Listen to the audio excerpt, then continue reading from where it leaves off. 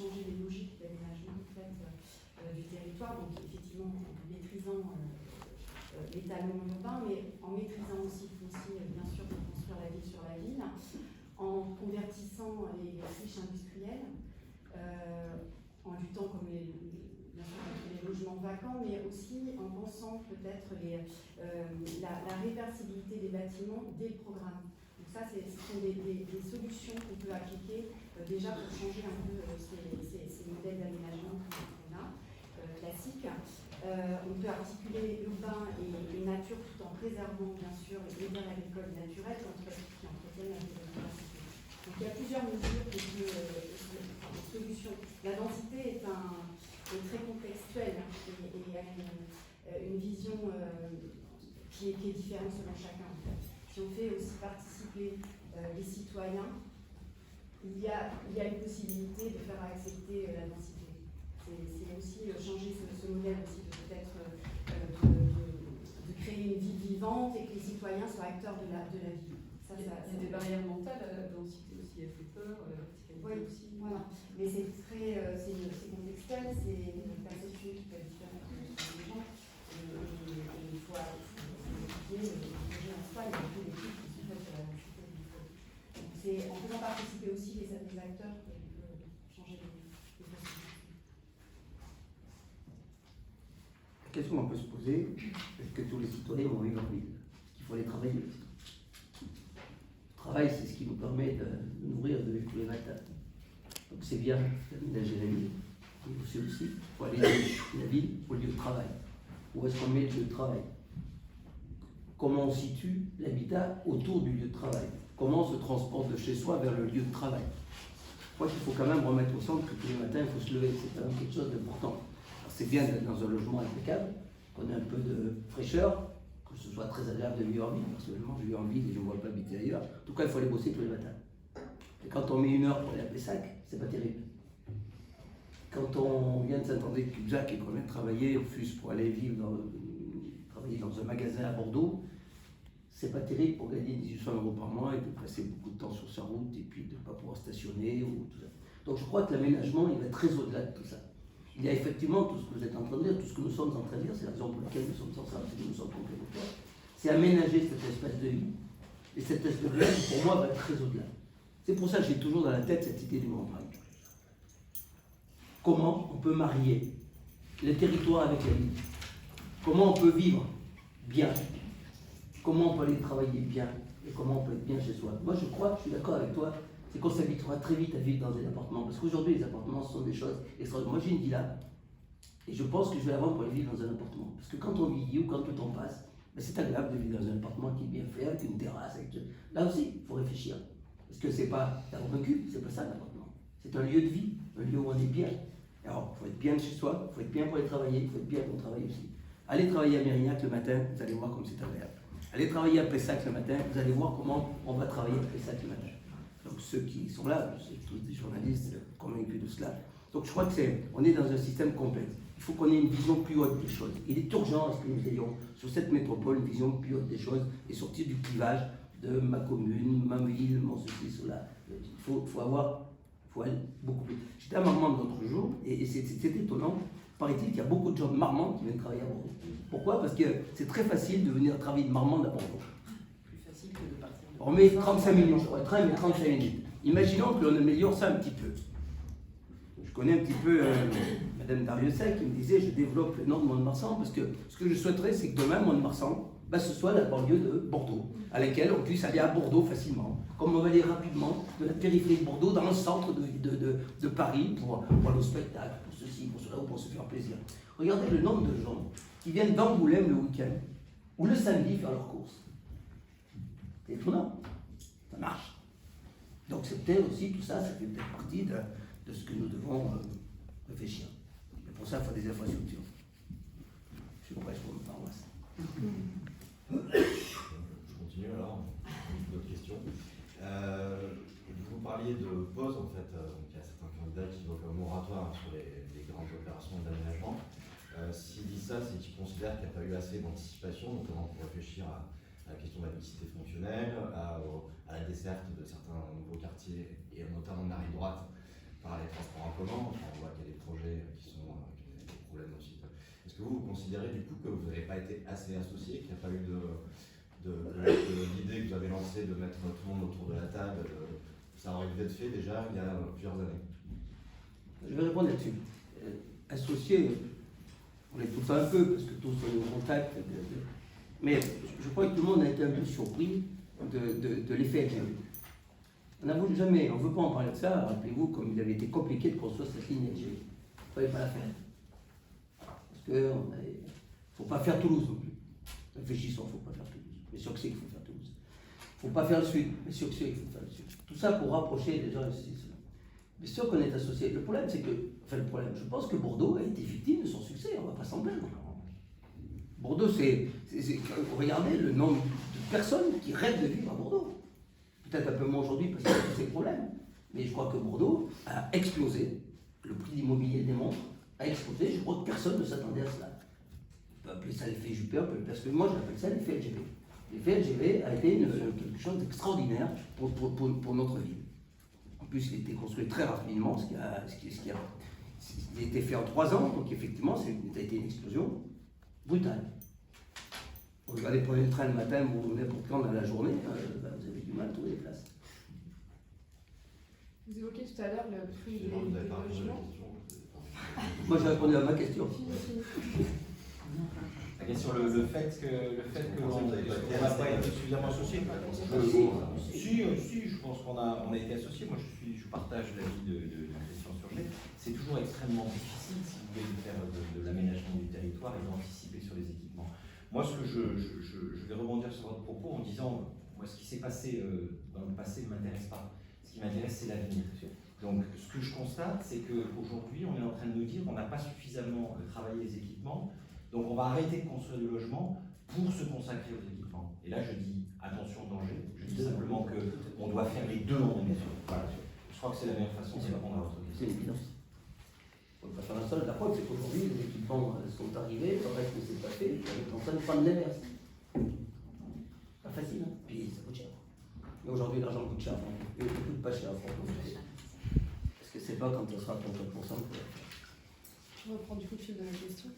Vous évoquiez tout à l'heure le prix du logement à Bordeaux qui était cher et l'importance de pouvoir faire du logement abordable. Enfin, il y a d'autres solutions qui existent, qui sont compliquées à rentabiliser pour vous, constructeurs. Voilà, c'est vraiment à vous que je m'adresse. Quelles sont les solutions aussi pour proposer du logement abordable tout en ayant des opérations rentables parce qu'aujourd'hui, le logement abordable, il y en a peu quand même sur les opérations. Alors, il y a le problème du logement abordable et le problème du prix du logement. Très clairement, on a identifié la cause principale. La cause principale, c'est le prix du foncier. Et c'est l'inflation du prix du foncier qui, il y a, dans une opération de promotion immobilière, il y a une quinzaine d'années, le prix du foncier représentait 10% du prix de revient. Aujourd'hui, sur Bordeaux, on est à 30%, voire sur certains territoires, à plus de 30%. À Paris, on est à 50%. Donc, tout le monde a conscience de cette inflation du prix du foncier. Et il y a un rapport que vous avez peut-être vu, qui a été déposé fin de l'année 2019, qui s'appelle le rapport Laglaise, puisque le gouvernement s'est saisi de cette difficulté de la part du foncier. Puisque vous imaginez bien, quand vous passez de 10 à 30%, vous avez une augmentation du prix de sortie qui est automatique et qui est mécanique. Donc, on n'a pas de solution miracle aujourd'hui. Il y a déjà des mesures qui ont été prises au niveau de Bordeaux Métropole, puisqu'on discute depuis 2 ans, et il y a une décision, une délibération qui a été prise en juillet 2019 pour la mise en place sur l'ensemble du secteur diffus de ce qu'on appelle le prix maîtrisé. C'est-à-dire qu'aujourd'hui, dans le secteur diffus, sur l'ensemble des opérations, vous n'aurez plus que 50% de logements libres, et l'autre moitié, les autres 50%, sont à répartir entre du logement social et du logement à prix intermédiaire, qui peut être soit du logement social, c'est ce qu'on appelle le PSLA, soit du prix maîtrisé. Et nous avons négocié effectivement pour que ça corresponde à un modèle économique et que ce soit faisable. Et nous avons négocié avec la métropole un prix de 3 000 € du mètre carré surface utile. Voilà. Donc ça, c'est un prix. La mesure a été votée. Elle sera effective à la fin de l'année 2020. Et donc, à partir de 2020, dans l'ensemble des opérations, il y aura ce pourcentage de prix maîtrisé, le logement intermédiaire devant correspondre au prix à moins 20, moins 25% du prix du marché normal pour permettre justement les parcours résidentiels. potentiel et pour permettre aux classes moyennes de continuer. Alors c'est vrai qu'aujourd'hui, il y en a très peu de logements à prix maîtrisé. Il y en a un certain nombre sur les opérations d'aménagement. Mais nous, ce que nous avons souhaité, c'est développer cette offre de logements intermédiaires privés sur l'ensemble du territoire de la métropole dans le secteur diffus. En sachant que je complète Arnaud sur, je disais tout à l'heure, toujours plus de logements et plus vite et moins cher. On est dans une ère aussi où on veut construire mieux, mais de qualité. Hein, on parlait tout à l'heure, Christian, de tout ce qui est isolation, pour que les gens soient bien dans leur logement. Et ça ne se fera pas au prix qui se faisait en 2008, en 2009, en 2010. Il faut que aussi on est sur le prix maîtrisé. Je parlais tout à l'heure de variables d'ajustement. Il y a le montant que tu as précisé, il y a le montant de construction que nous gérons. Et là, il y a des surprises sur beaucoup de marchés. Alors, j'enchaîne là-dessus, même si c'est pas une question, mais c'est pas grave, comme ça, si quelqu'un avait une question, on va pas la poser. On a une réelle activité qui est revenue après 10 ans de crise dans le bâtiment. Donc on est en train de redresser un peu nos prix. J'entends dire, et des propos ont été repris, que je n'avais pas dit, mais qui ont été repris de ma part en disant qu'on avait augmenté nos prix de 30%. Fake news, je ne serais pas là aujourd'hui, mais je serais peut-être aux Seychelles si j'avais augmenté mes prix de 30%. Donc soyons sérieux, nous avons essayé de reprendre un petit peu le lead sur un prix cohérent. Et pour retrouver une rentabilité et pour essayer de reconsolider un petit peu nos trésoreries qui sont vraiment en mauvais état, il faut le dire, parce que c'est la vérité. Les trésoreries des entreprises de bâtiment sont au plus bas et les marges sont limitées. Hein. Aujourd'hui, quand on sort un bénéfice net de 1, 2, 3%, on est très content. Donc voilà, donc on est encore dans ce fonctionnement. Et on n'est pas très nombreux à faire un 3%, on est d'accord. Si une surenchère s'il y a eu une augmentation forte des prix du foncier, c'est qu'il y a aussi une surenchère spéculative, notamment entre promoteurs immobiliers. Alors, je sais que vous ne pouvez pas vous retourner dans le passé qui l'a replacé, mais quel constat vous faites par rapport à ça et qu'est-ce que vous aurez pas dû réagir plus vite? Réagir plus vite au niveau... non, c'est pas l'augmentation du prix du foncier en France, malheureusement, je n'en porte pas la responsabilité, ou heureusement. Il est évident qu'on est dans une économie de marché, c'est extrêmement compliqué.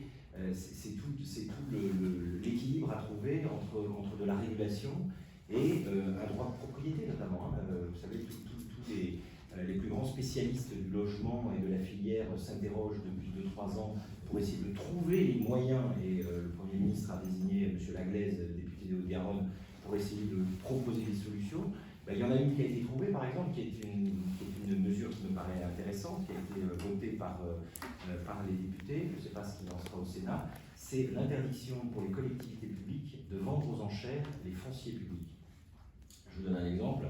Une commune de métropole a un terrain, elle a plusieurs façons de le vendre. Soit elle peut fixer un prix et faire un concours d'architecture et de projet pour que ce soit vendu, peut-être en donnant également des indications de prix de sortie, en disant moi je veux que les appartements soient essentiellement à prix maîtrisé, qu'il y ait une partie libre, qu'il y ait tant de social, et elle fixe le prix et elle va organiser son concours sur la qualité. Deuxième solution, elle laisse à l'ensemble des opérateurs de France et de Navarre, puisque ici il y a une très grande attractivité, et tous les opérateurs promoteurs immobiliers de France sont venus s'installer ici, puisqu'on a parlé de l'Eldorado de Bordeaux. Donc vous faites une mise aux enchères de ce terrain, de ce même terrain, et bien nécessairement vous aurez toujours un opérateur qui va venir en offrir un prix qui paraîtra totalement déraisonnable, mais qui sera raisonnable pour lui, parce qu'il peut avoir d'autres motivations que la simple rentabilité économique de son projet. C'est par exemple le fait de dire je m'installe sur un territoire, je ne veux pas gagner d'argent, mais au moins je serai visible. Donc la mise aux enchères des terrains publics a participé fortement à l'augmentation des prix. Mais je balaye de la tête également, il est évident, et malheureusement je ne contrôle pas l'ensemble des opérateurs privés, lorsque vous avez besoin de travailler, eh bien vous préférez acheter un terrain à un prix qui peut paraître objectivement déraisonnable, mais qui vous permet de faire travailler vos équipes, de faire travailler les entreprises également, les architectes, l'ensemble de la filière, mais participer indirectement à une certaine inflation. Donc c'est extrêmement compliqué parce qu'encore une fois, au centre de tout ce système, il y a le droit de propriété en France, qui est un principe à valeur constitutionnelle, qui est défendu. Et fixer un prix ou réguler le prix de la propriété immobilière, si on avait pu le faire, peut-être que ça aurait été fait, mais ça répond à des logiques de philosophie et de politique qui m'échappent totalement. Donc en tout cas, tout ce qui peut être fait pour maîtriser le prix du foncier est une bonne chose.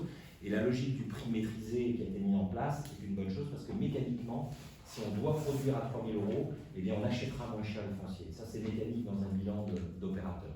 Donc moi, je suis favorable à tout ce qui peut être fait, mais il y a encore une fois la propriété privée qui est un droit constitutionnel. Sauf que c'est vrai à Bordeaux, c'est pas vrai partout. Parce qu'on va dans le monde où c'est franchement pas cher. À Saint-Étienne, vous n'aurez aucune difficulté à acheter un terrain parce que personne, malheureusement, n'a envie d'y habiter. Je sais pas, mais il faut peut-être pas aller aussi loin. Il faut peut-être pas aller aussi loin que ça. Il faut peut-être pas aller aussi loin que ça pour trouver du foncier qui coûte beaucoup moins cher. Et puis on peut effectivement toujours, si on veut vivre dans Bordeaux et tous se casser dans Bordeaux dans des échoppes, on va avoir quelques difficultés. À moins de, il va bien falloir soit construire plus haut, amortir le foncier, enfin, ça c'est mathématique. Soit imaginer la vie un petit peu autrement et aménager le territoire d'une façon un peu différente. Et je pense que tout le monde s'en portera bien, que ce soit les promoteurs, les entrepreneurs ou le citoyen. Ça nécessite, aujourd'hui, Bordeaux est en surchauffe, c'est vrai. Paris est en surchauffe, il est tout le temps. Toulouse, ça s'était posé, ça redémarre, ça redevient en surchauffe.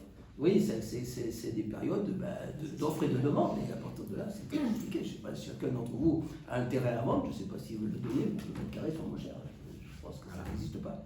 Et c'est ça le pays. Je pense que la question centrale, si on arrive à régler le problème de la valeur foncière, on va régler une grosse partie du problème des tensions de prix sur l'immobilier, parce qu'on a corrélé, effectivement, mais ça c'est la pratique, on a corrélé le prix de l'immobilier à la constructibilité de cet immobilier, ce terrain.